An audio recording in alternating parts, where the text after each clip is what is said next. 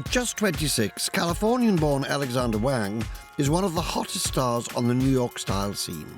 After launching his eponymous label in 2004, he has quickly become known for his sleek brand of easy chic silhouettes, sharp, body-conscious tailoring, and insouciant athletic essentials. What I love about fashion and how I've defined it for myself is that it's a way of being creative and it's a way of being able to create art, but that have it still be commerce and have it be something that people can enjoy and that they can wear and that they can kind of make a part of their own life.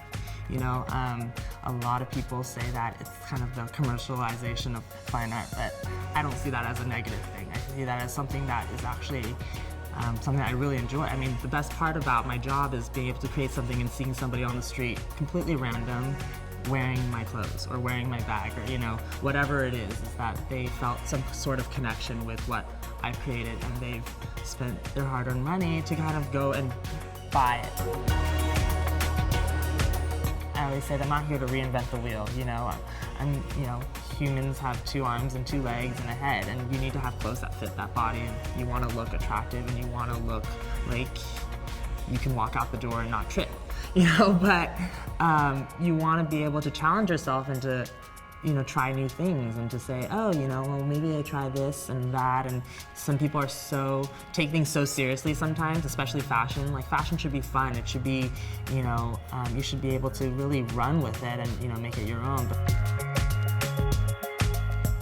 I think someone really has to have a sense of irony to really understand my clothes, you know, like, oh, why is that jacket sleeveless, but then it's completely floor length, or why is that shoe have that heel on it, but it's complete, you know, it's open toe, and there's always some sort of irony. And then sexuality, I think every girl, man, whatever, wants to be attractive. You know, no one doesn't want to be attractive, but I think they have their own way of showing that kind of, showing that sexuality, that way of kind of characterizing themselves. And it's something that can be a full 3-piece suit, but it's how you wear it and it's the proportion, it's how you carry it off that I think defines that sexuality.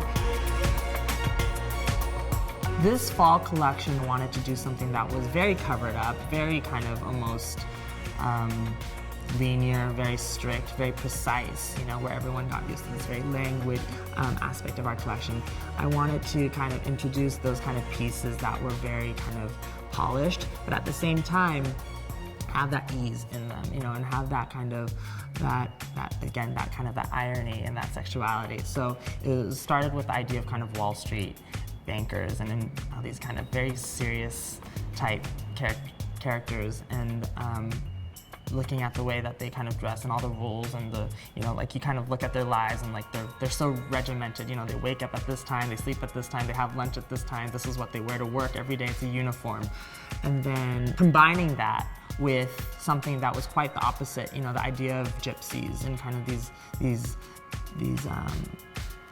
people that kind of live life like nomads and kind of roam around, and they don't, you know, they're completely, you know, they're the people that, you know, go out there and they adapt to wherever they are, you know. So a big component this season was kind of tailoring, and a lot of men's tailoring, and I want to kind of redefine the 3-piece suit for our girls. So here you have kind of like this simple collarless jacket that's super well tailored, like a super long sleeve, and then you kind of just like layer the little mini skirt over it.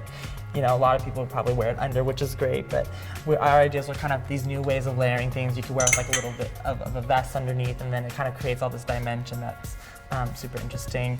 Or, you know, taking things out of context, you know, like this kind of little lace slip dress, but then applying it with like the little tailcoat detail and the men's pinstripe tailoring, which I think is quite ironic, and I enjoyed working on that piece. I think my advice for the Net-a-Porter customer would to really come to this question with an open mind, with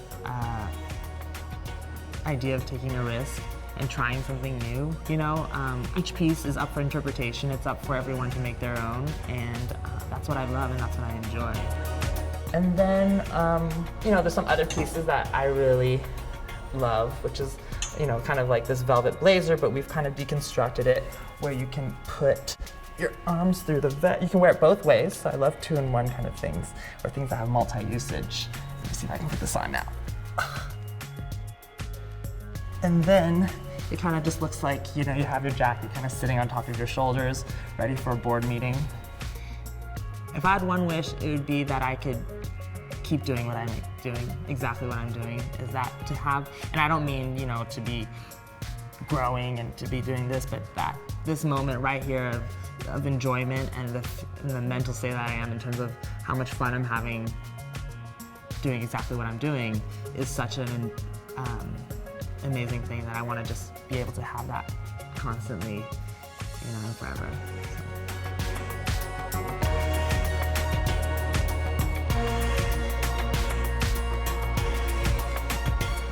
And that's about it. Get to shopping.